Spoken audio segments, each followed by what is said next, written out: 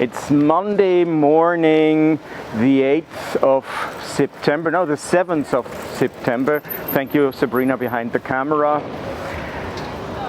It's a late summer, early fall morning, and I'm happy to give you a weekly dose of hope from our beautiful text and storybook, the Bible.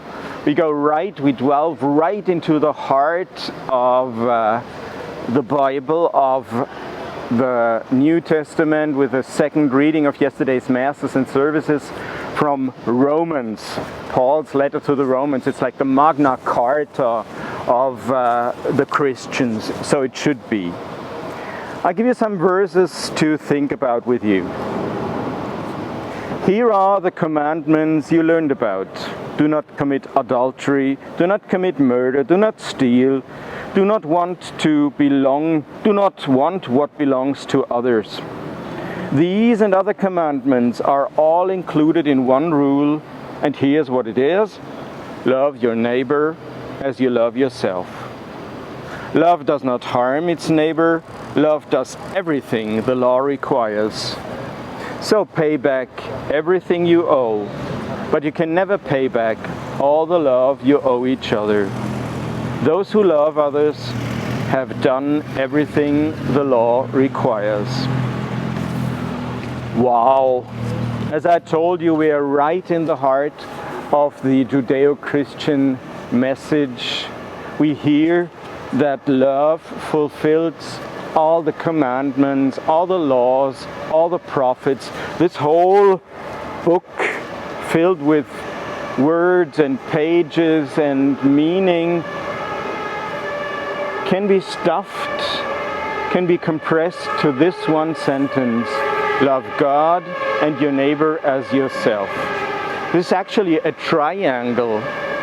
You have to love God, which each and every one of us does. It's a religious thing that we love God.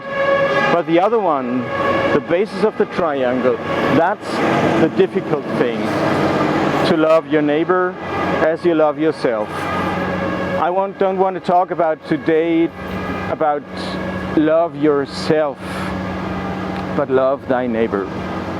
I'm standing here right at the entrance to our parking space. Behind there is a building site. The theater behind me is being renovated and restructured and remodeled. And the workers, as construction workers do, they make a lot of noise. Sometimes our desks shiver and spring from the ground, so much noisy and impact it has on us. And normally here the space is crowded with cars and we can't go on in and out. It sucks, sorry. Or sometimes when I'm in the tramway going and I see people who don't wear masks. Besides that it's official and it's lawful to wear this mask, besides that it endangers everybody if you don't wear masks. And then I would go up to this guy or this woman and say, "Why don't you wear your mask? Come on." Or the other way around, these people who never wear masks, who are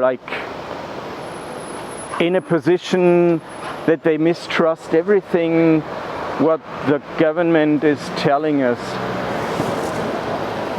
I think the time quality we have right now is everybody is very thin-skinned, very exaggerated, very ready to blame others. And this virus, this situation, it's going to a bit in normality, but at the end, it's something we never experienced before. And rules help there. Do not commit adultery, do not commit murder, do not steal, do not say bad things about others. These are rules. But at the end, you have to compress them to love. Paul said, pay everything back you owe, but you can never pay back the love you owe to each other. You never can pay back the love you owe to each other. That's really crucial.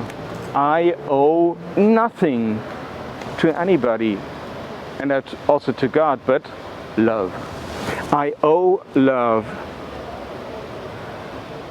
What would change if I really act on this owing love to everybody, each and everybody? What would change? We have the beggars here in town, and they really go on our nerves. They're like begging every time, every 5 minutes somebody is coming. They're sleeping in the grasses on public space. They're like camping without a tent or without a camping wagon. They're just there, and they act as nobody would here. If I look at them with the eyes of love, it's difficult. It's like really a thread. If I look at them with the eyes of love, maybe I discover that they just want to support their families and raise their kids. They're doing it in the wrong way, in my opinion, but if somebody just wants to raise their kids and give them a better life than they have, well, what can you say against this? We just have to make a change by loving. Or if these people who always look at us with the face of, why do you do this or that? It's like difficult if you look at them with a look of love and see that they don't understand maybe what I'm saying, and so I have to explain it once again. Or if they're frightened or angry, why would they be? Love tries to understand, not to convict them. So we're getting really to the heart of it. You can never pay back all the love you owe to each other. We all need more love than we ever will get. But let's just begin with the love we owe to each other right here, in my day, in your day. So, wherever you are loved. Be love.